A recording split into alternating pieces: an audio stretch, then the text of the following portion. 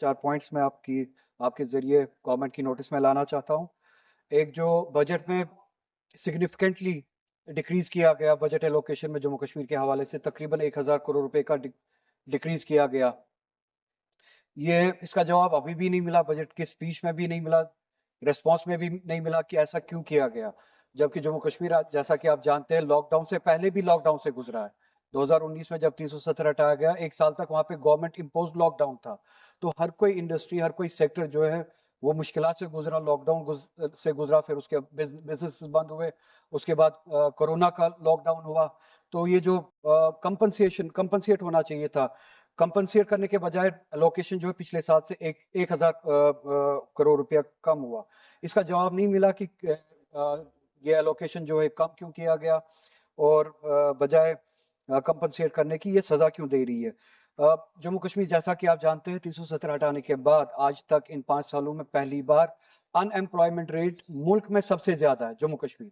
ऐसा पहले कभी नहीं था। पहले नंबर पे, दूसरे नंबर पे जम्मू कश्मीर, ये हमने पहली बार देखा 370 हटाने के बाद।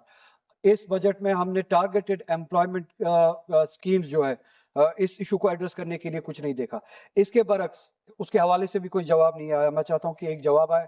ये अनएम्प्लॉयमेंट को जो इन 5 सालों में बढ़ी है, इस हद तक कि हम सबसे ज्यादा अनएम्प्लॉयड स्टेट बन चुके हैं, इसको एड्रेस करने के लिए गवर्नमेंट ऑफ इंडिया कर क्या रही है।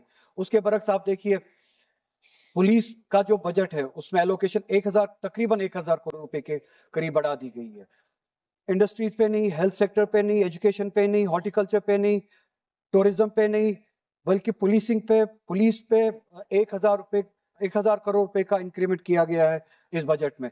अब अगर किया भी है, कम से कम एसपीओ जो है वहां पे, जो सालहा इंतजार करे कि उनकी नौकरी पक्की हो जाएगी, कम से कम ये जो आपने इंक्रीज किया है बजट, इस पे एक आप उनके लिए ख्याल रखते, प्रोविजन रखते कि उनको परमानेंट किया जाए। क्योंकि लॉ, होम डिपार्टमेंट इस वक्त गवर्नमेंट ऑफ इंडिया के पास, law and order government of India के पास है, ये डिसीजन ये खुद ले सकते हैं। अगर आप पुलिसिंग के लिए पैसे बढ़ाए, या आप क्या ये कश्मीरियों को डंडा मारने के लिए पैसे बढ़ाए, या कुछ सहूलियत देने के लिए? अगर सहूलियत देने के लिए, तो पुलिसिंग के जरिए जो एसपीओज है, कम से कम वो इंसेंटिव देते, आप वो प्रोविजन रखते, आप उनके लिए आप उनकी जॉब जो है परमानेंट करते। ऐसा भी कुछ नहीं है।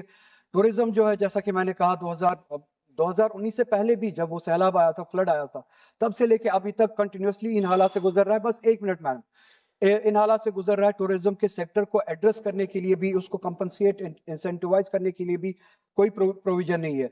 मैंने एक डिमांड रखी थी पिछले साल, मैडम आप भी थोड़ा सा स्ट्रेस कीजिएगा गवर्नमेंट को, कि जो हमारा हॉर्टिकल्चर है, बैकबोन है हमारी इकोनॉमी का, सेब आता है कश्मीर से, फिर मुल्क के मंडियों में बिकता है, मार्केट्स में बिकता है। ईरान से सेब लाया जाता है, यूएस से सेब लाया जाता है, उस पर इंपोर्ट ड्यूटी लगती नहीं है। क्वालिटी उनकी कम है, इसलिए रेट कम है। तो कश्मीर की क्वालिटी के मुकाबले में उनकी क्वालिटी जो कम होती है, कश्मीर के मुकाबले में उनका सेब सस्ता बिकता है। हमने डिमांड की थी उस सेब पे जो बाहर से आता है उस पर इंपोर्ट ड्यूटी लगाए। कश्मीर का सेब क्या आपका अपना नहीं है? सिर्फ ये पॉलिटिकल नारे लगाने होते हैं। प्रैग्मेटिकली भी कश्मीर की इकोनॉमी आपकी अपनी नहीं है। बाहर से जो सेब आ रहा है उस पे आप इंपोर्ट ड्यूटी लगाए और इस सेब को बचाया। 15 सेकंड्स मैम। इसके अलावा मैं एक अपील करना चाहता हूं, फिर से मैं होम मिनिस्टर से खुद भी मिला था मगर जवाब नहीं मिला। आपके जरिए इस डेमोक्रेटिक इंस्टीट्यूशन, सबसे बड़ा इंस्टीट्यूशन है डेमोक्रेसी का, इसके बाद हम जाए कहां? हजारों नौजवान हमारे बंद है पिछले 5 सालों से, 7 सालों से, विदाउट ट्रायल। या तो उनकी सजा खत्म की जाए, उनको अपने घरों में वापस भेजा जाए, या कम से कम उनको कश्मीर में लाया जाए। मुल्क के मुख्तलिफ थैंक यू चेयरमैन मैम।